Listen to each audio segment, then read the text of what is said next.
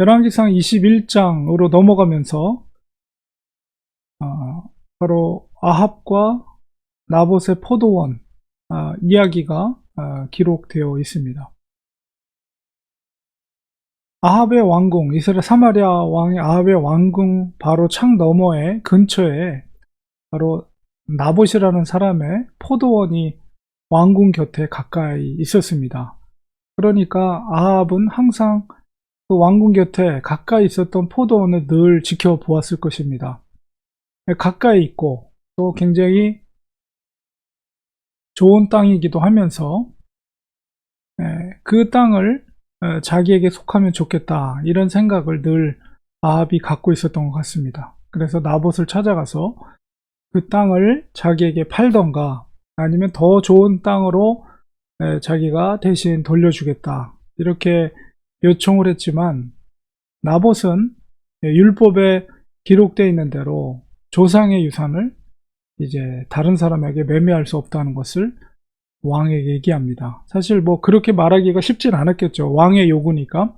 그럼에도 불구하고 율법에 기록한 그 기록된 말씀대로 왕이 요구했더라도 조상의 유산, 조상으로 물려받은 땅을 내가 매매하지 않겠습니다. 그래서 분명하게 의사를 표현하죠. 그리고 나서 아합은 어쩔 수 없이 집으로 돌아왔는데 밥도 못 먹고 그냥 근심에 쌓여서 침상에 누워 있습니다.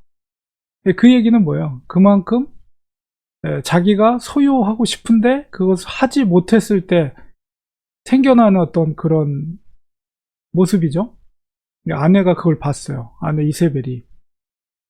그거 보고서는 왜 이렇게 근심하고 식사도 못하고 이렇게 있습니까? 그러니까 여차여차해서 저 포도원을 갖고 싶은데 바로 나봇이 그것을 팔지 않는다, 이런 얘기를 하는데 그 이세벨에게 했던 이야기를 이렇게 살펴보면 고스란히 옮기기보다는 자기 마음속에 있는 생각을 표현했어요. 그러니까 조상의 유산을 왕께 줄 수 없다는 율법의 이야기는 꺼내지도 않고 마치 나봇이 자기 어떤 욕심을 챙기기 위해서 왕을 거스리고 왕에게 그것을 주지 않는 것처럼 이렇게 우리가 읽어보면 그렇게 뉘앙스가 그렇게 표현되어 있고, 이세벨은 바로 그런 느낌으로 그 말을 받아버렸습니다. 그래서 괘씸한 거죠. 그렇게 생각하면 왕의 요구를 거절하는 그런 것에 대해서. 그래서 이세벨이 이제 왕에게 내가 그 포도원을 당신에게 주겠소, 약정을 하고 식사를 하라고 권면을 하게 됩니다. 결국 이세벨은 아주 악한 계략을 세웁니다. 뭐냐면 일단 금식을 선포하고 나봇이 살고 있는 장로와 귀족들을 초청하는데, 금식을 선포한다는 것은 무엇인가 문제가 있다는 거죠. 문제가 있을 때 나라에서 금식을 선포하잖아요. 근데 왕이 아합의 이름으로 편지를 보내서 그 지역, 나봇이 살고 있는 그 지역의 장로와 귀족들에게 그것을 보냈어요. 그리고서는 나봇을 백성 가운데서 높이 앉혀라. 이것도 이제 계략적인 거죠. 눈에 띄게 하고 그의 잘못을 이제 뒤집어 씌워서 이제 죽이기 위한 작정을 한 거예요, 이세벨이. 그리고 이제 미리 합을 맞춰놓고 불량자 두 사람을 그 자리에 앉혀서 그 사람이 마치 나봇이 왕이 없을 때 하나님과 왕을 저주했다라고 이제 거짓말을 하게 되죠. 율법에 왕과 특히 하나님을 저주하면 그것은 바로 돌에 맞아 즉각적으로 처형하는 그런 죄이기 때문에 그 불량자 두 사람을 통해서 그렇게 거짓 증거하게 하고 결국은 나봇은 억울하게 죽임을 당하고 맙니다.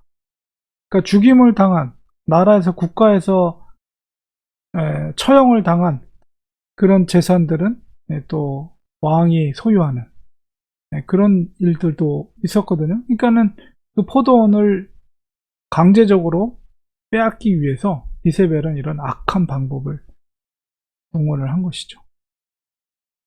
아합의 마음은 어떻게 해서 그 나봇이 죽게 된 거 상관없이 이 16절에 보니까 곧 일어나.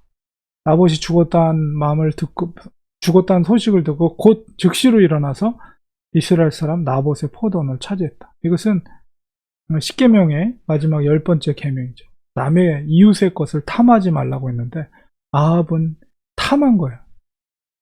그것을 자기 것으로 소유하지 않으면 너무나도 억울하고 뭔가 정말 견딜 수 없고, 그건 뭐예요? 남의 것을 정말 너무나도 간절하게 탐하는 마음, 탐하는데 그것을 소유할 수 없을 때 생기는 마음이 그런 것이거든요.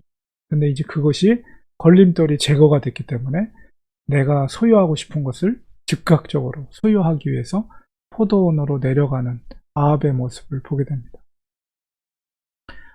얼마나 악합니까? 그래서 하나님께서 엘리야를 통해서 이제 이것에 대한 하나님의 심판을 이제 경고가 아니라 이미 심판을 선포하는 내용이 이제 다음으로 이어지게 되는데, 항상 우리가 하나님의 말씀을 사소한 것 같지만 이 말씀을 지키는 것이 얼마나 중요한 것인가를 이 오늘 본문의 말씀을 통해서 깨닫게 됩니다. 남의 것을, 얼마든지 왕이면 그 땅이 아니더라도 다른 땅을 차지할 수 있었음에도 불구하고 강제적으로 불법적으로 남의 땅을 빼앗는 그런 악한 행실을 하게 되고, 결과적으로 그 악한 행실이, 죄는 뭐예요? 사망을 낳게 되는 거예요. 결국 이세벨과 아합은 이제 하나님의 심판을, 엘리야를 통해서 심판을 받게 될 것을 듣게 됩니다. 우리가 하나님의 말씀을 준행한다는 것이 얼마나 중요한 것인가를 우리는 이 이세벨과 아합의 이 사건을 통해서 깨닫게 됩니다.